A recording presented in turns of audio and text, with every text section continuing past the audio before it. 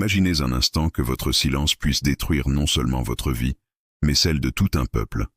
C'est exactement ce qui est arrivé à Akan. Son péché, la convoitise, semblait petit, presque banal.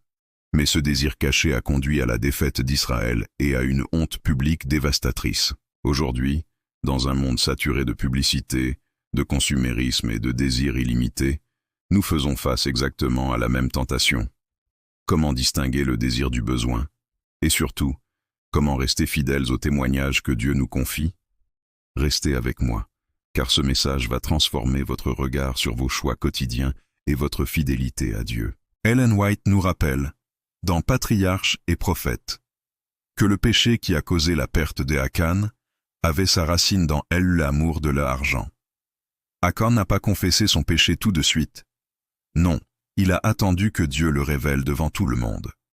Sa confession n'était pas empreinte d'un repentir sincère, ni d'un véritable désir de changer. La moralité, un péché caché finit toujours par nous rattraper, souvent au moment où l'on s'y attend le moins. Ce principe est plus que jamais d'actualité. La publicité nous pousse à convoiter ce que nous n'avons pas. Les réseaux sociaux cultivent l'envie et la comparaison. Et ces désirs non contrôlés peuvent nous faire perdre notre témoignage, nos finances, notre paix et notre influence. La question clé est donc, sommes-nous maîtres de nos désirs ou esclaves de nos convoitises? Le 10e commandement n'est pas juste une vieille règle, c'est une clé pour notre liberté intérieure et un témoignage fidèle. Dans notre monde de consommation, il est vital de faire la différence entre un besoin et un désir. Le besoin répond à une nécessité réelle. Le désir, lui, est souvent dicté par la publicité, le statut social ou notre ego. Confondre les deux nous mène à l'endettement, à l'envie, et même à voler du temps ou de l'attention qui devrait revenir à Dieu et à nos proches. Comprendre cette différence nous permet de rester libres, fidèles, et de préserver notre témoignage devant le monde. Dans le livre de Daniel, au chapitre 9, on découvre une leçon essentielle. Daniel confesse les péchés de tout Israël, même s'il n'a rien fait de mal personnellement. Pourquoi? Parce que le témoignage du peuple de Dieu dépend de la fidélité de chacun.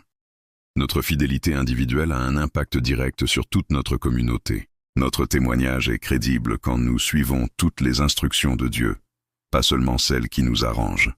Chaque action, chaque omission, a des conséquences sur la réputation de l'Église et sur l'impact que nous avons dans le monde. Alors, comment appliquer cette leçon aujourd'hui? D'abord, examinez vos désirs. Chaque achat, chaque envie, chaque ambition peut être un test de fidélité. Ensuite, pratiquez la confession proactive. Ne cachez pas vos fautes, même les plus petites. L'honnêteté protège votre conscience et votre témoignage.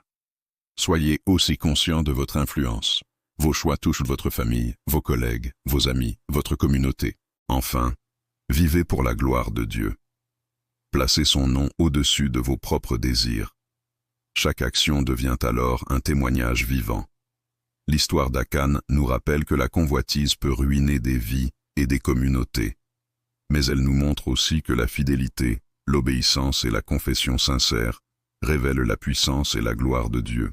Dans notre monde rempli de tentations, il est temps de devenir des témoins vivants, des exemples de fidélité et de discernement.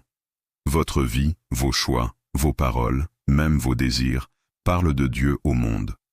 Ne laissez pas la convoitise voler votre témoignage. Si vous voulez approfondir ces leçons bibliques et transformer vos choix quotidiens en un témoignage vivant de Dieu, abonnez-vous à ma chaîne. Partagez cette vidéo avec quelqu'un qui a besoin de comprendre que ses désirs, ses choix et sa fidélité peuvent refléter la gloire de Dieu dans ce monde. Merci d'avoir regardé.